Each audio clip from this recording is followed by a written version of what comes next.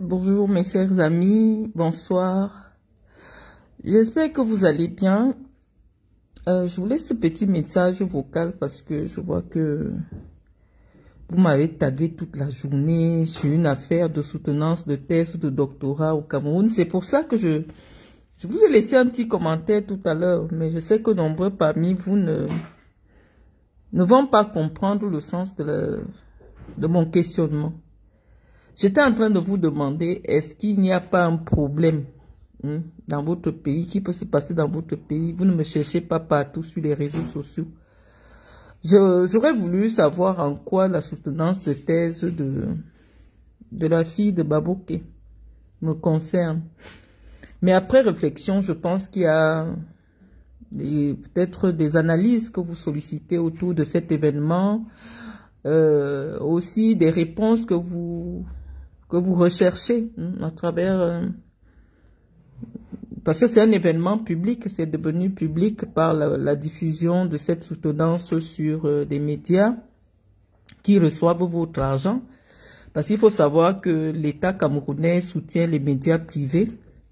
Et donc, éventuellement, la chaîne qui a diffusé en direct la soutenance de thèse reçoit l'aide de l'État du Cameroun pour... la subvention de l'État du Cameroun pour la promotion des médias privés. Donc, en réalité, votre argent aussi sert à promouvoir ce qui s'est passé aujourd'hui à Dash TV. Donc, moi, je vais vous laisser un petit commentaire parce que j'ai fait le tour. Vous m'avez tagué partout, pour que je vienne regarder. Je voulais d'abord présenter toutes mes félicitations au jeune docteur Indira. Indira, je la connais en tant qu'artiste gospel qui chante merveilleusement bien. Heureusement, elle a les parents qu'elle a et puis l'encadrement, l'abnégation, parce que c'est pas évident. Elle pouvait aussi choisir de faire comme les enfants d'autres personnalités, des enfants qui jouissent d'un certain nombre de privilèges. Même le simple fait d'accepter que son nom soit inscrit dans une école pendant 7 ans, nous pensons que ça mérite des félicitations. Donc nous allons commencer d'abord par lui présenter nos vives félicitations pour ce parcours suffisamment brillant, exceptionnel. Dit qu'à 23 ans, on peut être titulaire d'un doctorat. Fut-il un doctorat en médecine? Je vais m'appuyer dessus parce que je vois certains internautes qui font la confusion. Parce que je vois certains demander, Indira vient de soutenir une thèse de doctorat à 23 ans. Cabral Libi cherche le doctorat depuis des années, il ne l'a pas. Je vais m'arrêter là pour vous expliquer que le doctorat de Indira n'est pas le même type de doctorat que Cabral Libi cherche. N'est pas le même type de doctorat que celui de Boris Berthold. N'est pas le même type de doctorat que le doctorat de Maurice Kamto. Donc, à partir de ce moment-là, je vous explique quelle est la nuance. Le doctorat de Indira, sous d'autres cieux, s'appelle un doctorat professionnel. Le doctorat professionnel, ça veut dire que ce n'est pas un doctorat PhD. J'ai déjà eu ce type de débat ici avec vous. Le doctorat d'Indira, c'est un doctorat professionnel. Et le doctorat que Cabral Libi cherche, c'est un doctorat PhD. Donc ça veut dire que si elle était dans un système anglo-saxon, on aurait pu dire que son doctorat c'est l'équivalent d'un DBA, qui sont des doctorats professionnels. Et généralement, lorsque vous avez accès à une école comme l'école de médecine, automatiquement, si vous suivez le cursus, vous allez sortir avec un doctorat, avec le diplôme. Mais lorsque vous entrez à l'université, vous pouvez ne pas être sélectionné au Cameroun et même ailleurs. Vous pouvez ne pas être sélectionné pour présenter une thèse de doctorat parce qu'il y a des exigences à partir du master 2. Au vu de vos résultats au master 2, on peut ne pas vous accepter en thèse de doctorat. Donc le doctorat que recherche Cabral Libi est un doctorat extrêmement exigeant. Le doctorat qui donne le droit d'enseigner dans des universités. Or, le doctorat d'Indira ne donne pas le droit d'enseigner à l'université. C'est un doctorat qui lui donne le droit de travailler dans un hôpital. Donc, je voulais d'abord vous expliquer cette partie pour qu'il n'y ait pas la confusion sur les réseaux sociaux. Il ne faut pas confondre.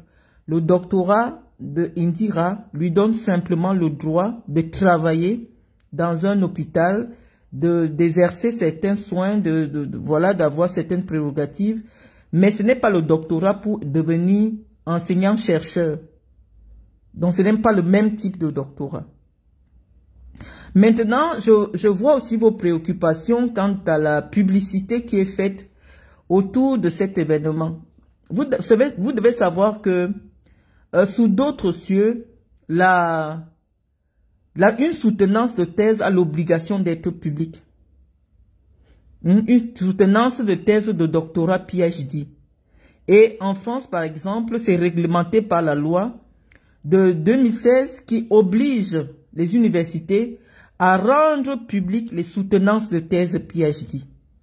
Mais dans le cadre des thèses de doctorat en médecine, généralement, l'État n'a pas, ou alors la loi n'a pas rendu obligatoire la publicité de ce doctorat-là, parce que c'est un doctorat professionnel, je vous ai expliqué. Et donc, nous pensons que, vu l'engouement que suscite la diffusion en direct de la soutenance de thèse de doctorat en médecine de Indira Baboke, nous pensons que le ministère de l'Enseignement supérieur camerounais devrait prendre aussi à son compte de mettre dans la loi l'obligation de rendre public les soutenances de thèse de doctorat PhD au Cameroun. Quand on sait que c'est un titre aujourd'hui qui est galvaudé par tout le monde, par n'importe qui, on ne sait pas qui est docteur, qui n'est pas docteur. Et dans cette confusion absolue, on peut comprendre la nécessité ou alors le besoin que certaines personnes ont aujourd'hui de rendre public leur soutenance de thèse. On a assisté à des débats ici, des gens qui se lèvent et qui vous disent que non, vous n'êtes pas docteur.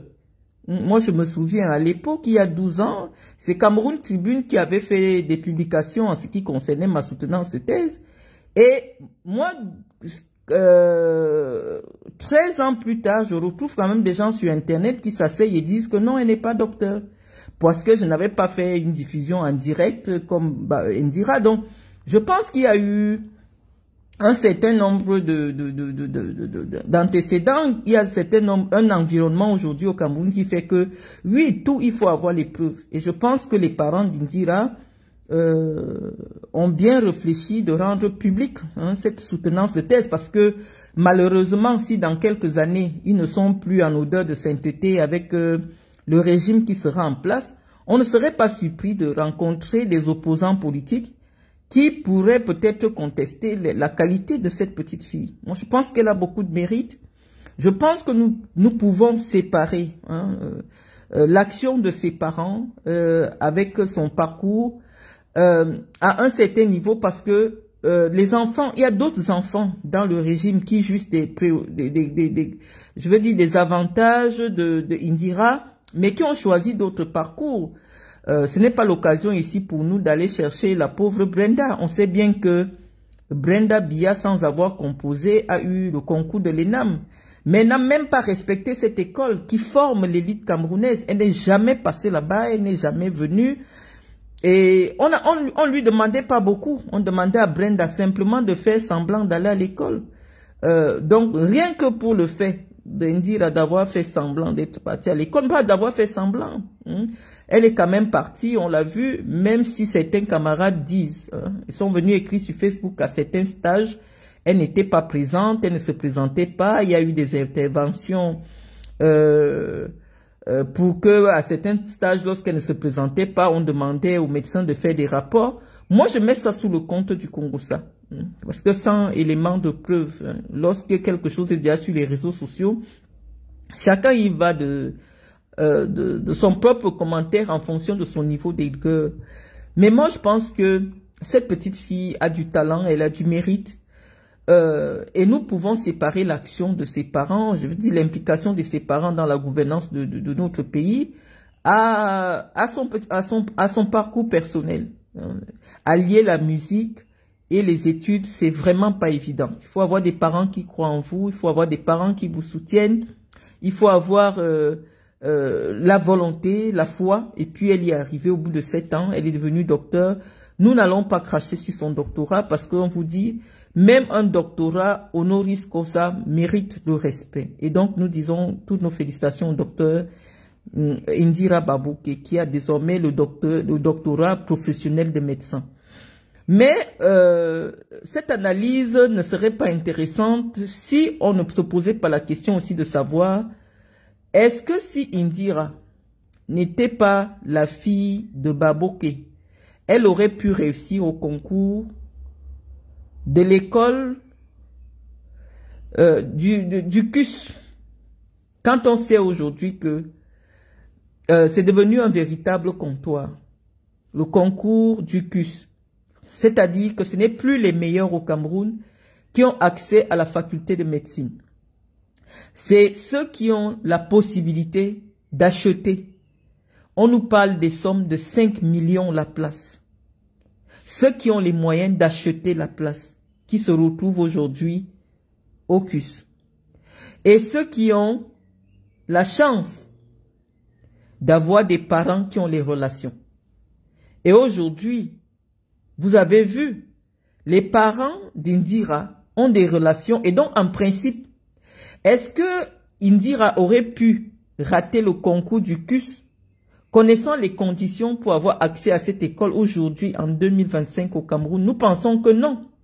Et donc, est-ce qu'elle a un mérite plus qu'un autre enfant qui se trouve aujourd'hui à Djoum, qui a eu un parcours brillant en terminale D ou en terminale C, mais qui malheureusement n'a pas un oncle ou un père ministre. Et c'est de là que se pose le problème de l'égalité des chances au Cameroun. Est-ce que tous les Camerounais sont logés à la même enseigne en ce qui concerne l'accès aux grandes écoles? Nous pensons que non. Nous pensons qu'aujourd'hui, on peut mettre en doute la qualité ou alors le niveau de ceux qui sont de l'élite qui est produite par le Cameroun. Que ce soit à l'ENAM, que ce soit je veux dire que ce soit à l'ENAM, que ce soit à la faculté de médecine, quand on connaît les conditions d'accès, ça veut dire simplement que Indira est peut-être meilleure parmi les cancres. Est-ce qu'il y a un mérite à être meilleur parmi des gens qui ont acheté des concours, qui n'ont aucun niveau? Est-ce qu'il y a un mérite? C'est pour cela qu'on pense que elle aurait été peut-être dans un autre environnement ou dans une faculté internationale de référence, que je pense que son mérite aurait été beaucoup plus salué. Parce qu'on sait que elle aurait été logée à la même enseigne que de nombreux candidats et son nom n'aurait pas pu influencer la nature ou alors l'appréciation du jury.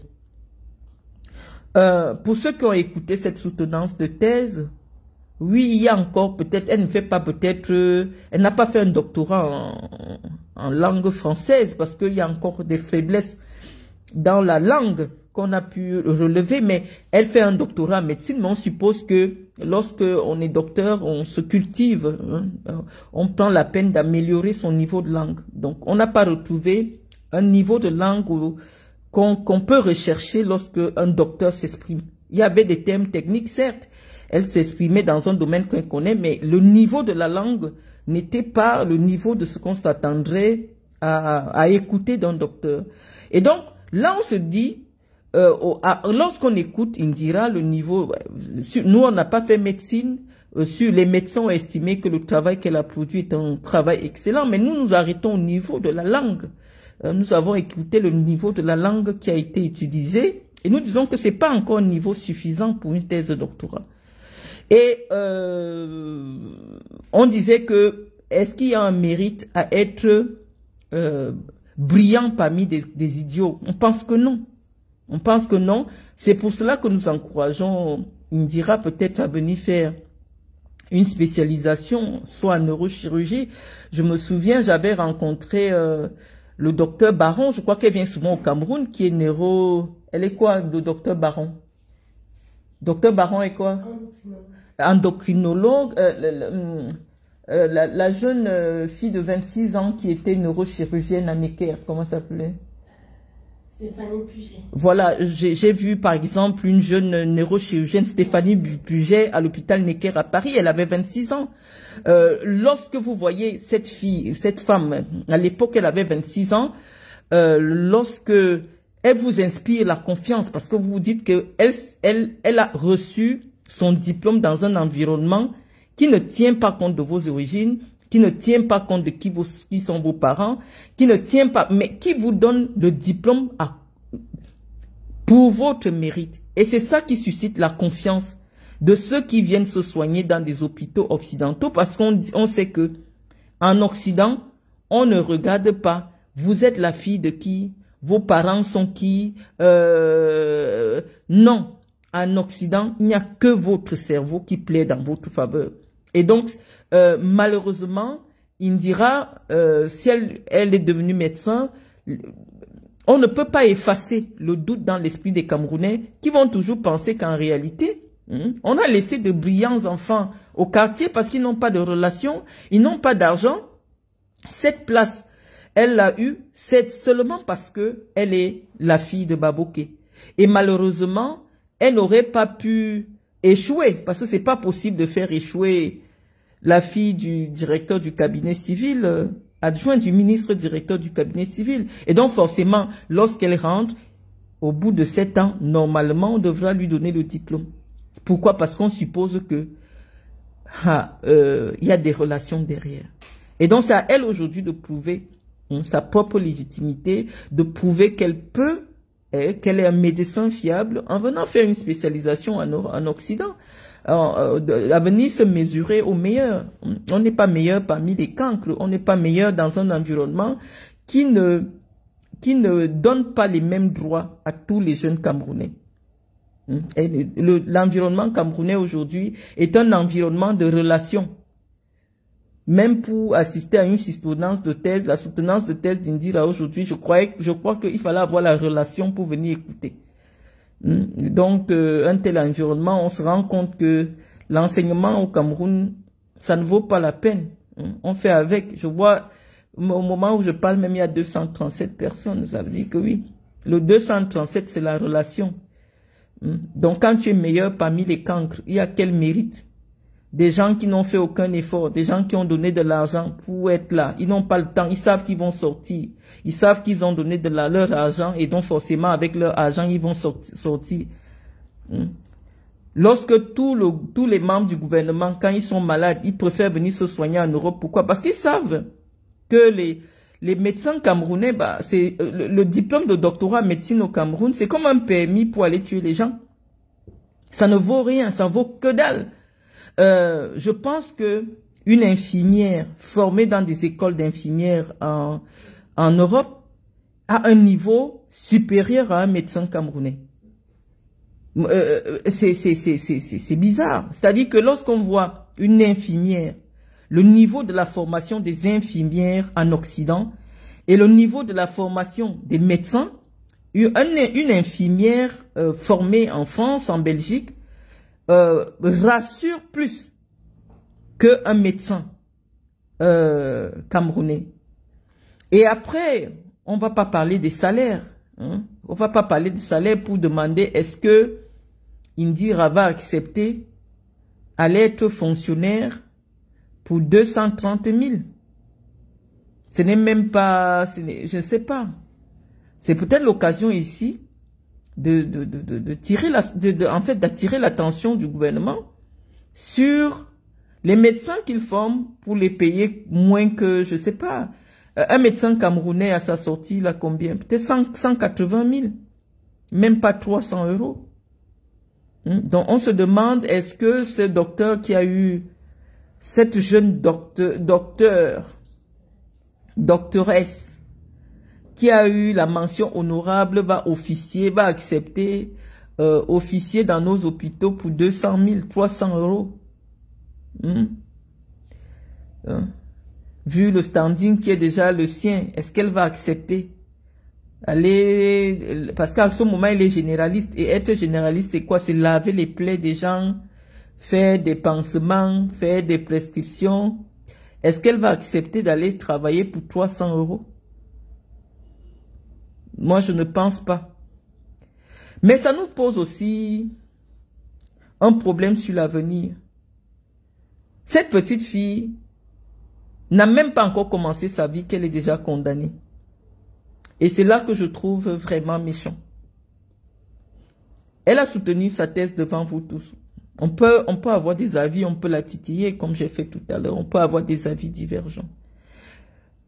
Mais nous pensons que elle a le droit, en tant que citoyenne camerounaise, de pouvoir vivre sa vie en dehors de celle de ses parents. Mais ce serait vraiment dommage si Kamto arrive au pouvoir l'année prochaine, que Kamto décide de vérifier pourquoi Indira, pendant qu'elle était étudiante, se retrouve comme chef d'entreprise d'une entreprise qui a fait des prestations avec l'État à des milliards. Parce que bon, les mauvaises langues, hein, c'est Boris Berthold qui nous a souvent dit ici que elle est actionnaire de toutes les entreprises en milliards de son père. Ce serait vraiment dommage que dans quelques années, quelqu'un nous dise que non, Indira est en prison parce que on a retrouvé son nom dans les affaires de son père. Moi, je pense que les parents doivent protéger la vie de leurs enfants. Et Indira a le droit de vivre sa propre vie, d'être médecin, mais lorsque son nom se retrouve déjà dans des affaires un peu compliquées qui peuvent, dans 10 ans, dans 15 ans, quand son père n'aura plus la possibilité de pouvoir manœuvrer, que l'État l'appelle pour venir s'expliquer. Ça n'a pas de sens. Pendant qu'on est étudiant, on est déjà actionnaire des entreprises à de centaines de millions. Je ne sais pas. Moi, je cite la source, c'est Boris Berthold qui nous a dit. On pense que ce serait pas bien. Donc, à mon avis, je pense que cette petite a tout son mérite. Épouse Bams, bonsoir. Vraiment, ce n'est pas facile d'être gosse de riche et d'avoir même envie d'aller souvent s'asseoir à l'école. Donc, nous devons encourager cela. Et je pense qu'elle doit servir d'exemple à une jeunesse en manque de repères. Aujourd'hui, on vous présente quoi comme personne exemplaire? On insulte tout. Voilà quelque chose que je voulais aussi vous parler tout à l'heure. Je n'aime pas la façon dont vous traitez. Après, c'est mon avis. Hein. C'est mon avis.